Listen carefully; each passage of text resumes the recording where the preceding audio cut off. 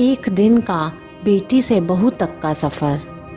हर लड़की का सपना होता है एक अच्छा समझदार जीवन साथी, एक सुंदर सा ससुराल और सुलझे हुए सास ससुर। सौम्या ने भी अपनी शादी को लेकर लाखों ख्वाब सजाए थे, हजारों सपने देखे थे अपने जीवन साथी के लिए। फिर एक दिन वैसे ही सपनों का राजकुमार आया और सौम्या को अपना बनाने का फैसला कर लिया। सौम्या भी खुश थी।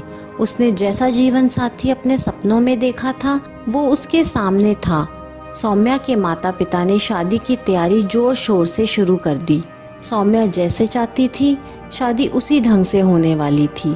सौम्या की पसंद नापसंद का पूरा ख्याल रखा गया। डेकोरेशन, मंडप, पार्टी का मेन्यू, कपड़े, गहने सब सौम्या से पूछकर तय किया गया और देखते ही देखते वो खुशनुमा पल आ गया। शादी की रस्मों का पहला दिन था। सब मेहमान आ चुके थे। उनके यहाँ पनघट में बैठकर खाना खाने की रीत थी। सारी रस्में होने के बाद सब मेहमान खाना खाने बैठे, लेकिन सौम्या को पनघट पे ना बैठे देख बुआ जी ने आवाज़ लगाई। सौम्या बाहर आई तो उसको पनघट में बैठने को कहा गया। सौम्या बुआ जी की बात मानते हुए बिना सवाल किए बैठ गई। सबको पत्तल दिया गया, लेकिन सौम्या को पत्तल की जगह थाली दी गई। फिर खाना आते ही सबसे पहले सौम्या को परोसा गया। सौम्या को थोड़ा अजीब लगा, आखिर उम्र में बड़े इतने लोग वहाँ मौजूद थे। उसको छोड़कर उसे पहले खाना परोसा गया। सौम्या इसका कारण जानना चाहती थी। खाना खाकर उसने बुआ जी से इसका कारण पूछा। बुआ जी ने जवाब दिया, बेटा, जब लड़की की शादी होती है तो उसे रानी का स्थान दिया जाता है। उसका सम्मान सबसे पहले होता है।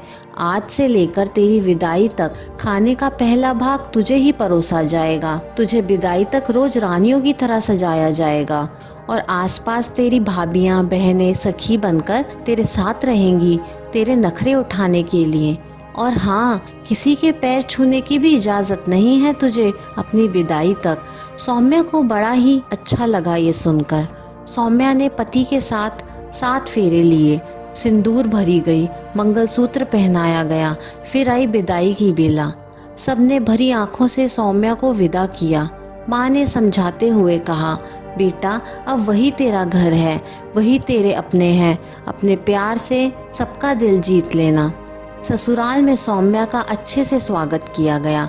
ससुराल की रस्में पूरी की गईं। फिर सौम्या को कहा गया कि आस पड़ोस की महिलाएं मुंह दिखाई के लिए आएंगी, तो अच्छे से तैयार हो जाए। सौम्या सोचने लगी, वहाँ तो भाभी दीदी सब थीं जो मुझे तैयार कर देती थीं। यहाँ तो कोई भी नहीं आया। मुझे तो पता भी नहीं लड़कियाँ शादी के बाद कैसे तैयार होती हैं। जैसे तैसे सौम्या तैयार होकर आई और मुंह दिखाई की रस्म पूरी हुई। सारे मेहमानों के पैर छूते छूते तो सौम्या की कमर ही दुख गई। इसी बीच उसे बताया गया कि आज शाम को पूजा है, तो सौम्या को उपवास रखना होगा पूजा तक। सौम्या चिंता में पड़ गई और खुद से कहने लगी, कल तो शादी की खुशी में खाना ही नहीं खाया गया और आज उपवास। सौम्या ने उपवास रखा, पर ये क्या, किसी ने उसे एक गिलास नींबू पानी चाय के लिए भी नहीं पूछा। जैसे तैसे आधा दिन निकला।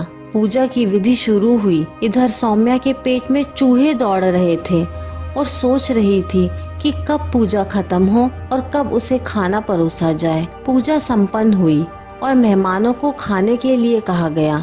सौम्या इंतजार कर रही थी कि कोई उसे खाने के लिए पूछेगा, लेकिन कोई नहीं आया। अब और सब्र नहीं हो रहा था सौम्या से।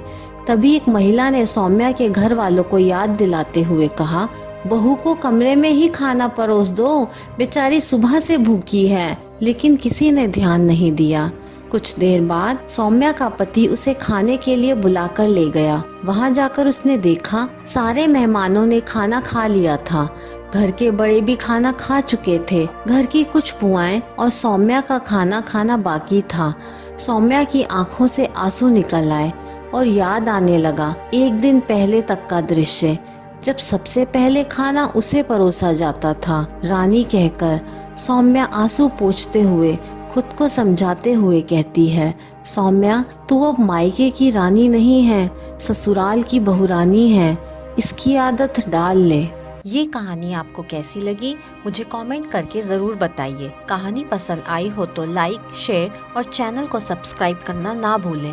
कहानी सुनने के लिए आपका बहुत बहुत धन्यवाद।